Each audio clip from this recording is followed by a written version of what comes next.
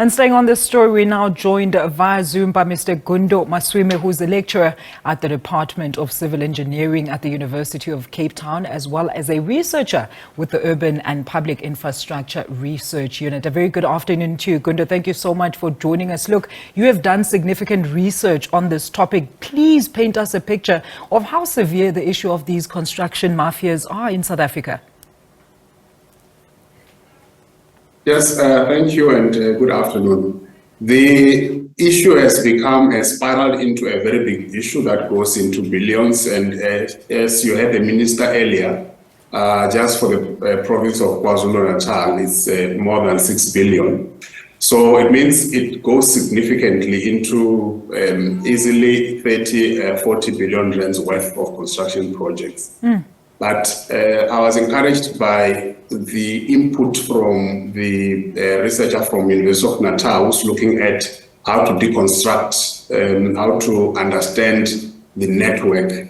But I think further than that is also to understand how did the problem originate. Because once you start understanding that, I think that's the part that the policymakers are not looking at, and the solution actually lies there. I mean, Gundo, I've heard a lot about how these mafias actually operate, but maybe for the benefit of some of our viewers, do tell us more about their modus operandi. So it's easier to understand when you understand how why they find it to stop projects so easily. In 1994, when the new government came into place, they worked on the new construction industry. How is it going to look like? And in 1997, the Department of Public Works issued a green paper on the growth and development of the construction sector. And one of the 5 top priorities was to make sure that they change the status of the industry to include emerging contractors, because it was only big companies that did everything, only the 5 or 6 large construction companies. So they needed to bring in new players. So they started programs such as the Upile Contractor Development Program, Gundo Maswime program, which was in Limpopo, across the country. Then in 2006, National Treasury, trying to address a completely different problem, issued a practice note that said you cannot set money aside for only local suppliers. But now contractors are also local. They didn't think that it would have any impact on the construction sector. By that time, a lot of teachers, a lot of different professionals had moved into the construction industry. They were doing well. They had become millionaires. Suddenly, the programs came to an abrupt stop, and they needed to now find jobs, which was just impossible. You are a millionaire one moment, the next moment you must go back and become a teacher because that's the only other profession you know. So they started hiring people to now hijack projects to insist that they must be hired as subcontractors. The people they hired then also realized that they can actually hijack a project without being hired by anybody, and then they will get the full value. So these people will come and say, we want to subcontract here, or we need to protect you from all these demands from subcontractors. Then they don't want to do the work, you just now give them money. So if you give them money, another group will come, yet another group will come again, and then so it just became completely unsustainable. The mere fact that our policy position as government have actually made it difficult for emerging contractors to see that they can make it in the construction industry without having to force their way using guns and so on is what has created this industry to become a big thing, because they know that government knows their deficiencies in their policies. So they actually take advantage of that. Look, now, how does this hamper on development as well as the construction of key projects, Gundo, that now have to be abandoned midway due to these disruptions or takeovers? When you hire any contractor to come and do work, there is always a clause in the contract about standing time. This is the time where the contractor cannot do work because of reasons that are beyond their control. And it goes mostly as a percentage of the size of the project. You can lose in a day for a big project, you can easily lose up to 300,000-400,000 rands a day. So the moment the contractor is stopped by somebody who's perceived to be from the community, that is regarded as a problem of the client.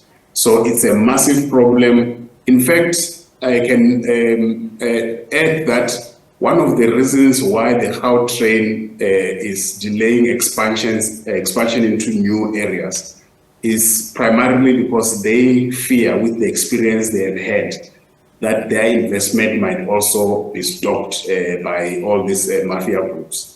So there are investors that want to come and build infrastructure, and they are also afraid. And I don't think the problem is only to have the police move in and stop, because I have personally experienced in one site visit, this group stopping a project, and people actually knew the people. When they went to the police station, the police were afraid of arresting the person. So some of the guys are feared by the police themselves. So I don't think the police will lie only with the police force, but the communities, when they understand the injustice of all construction work being done by big companies that are coming from far, they have sympathy towards these groups, and that is what makes it easier for them to continue doing what they do.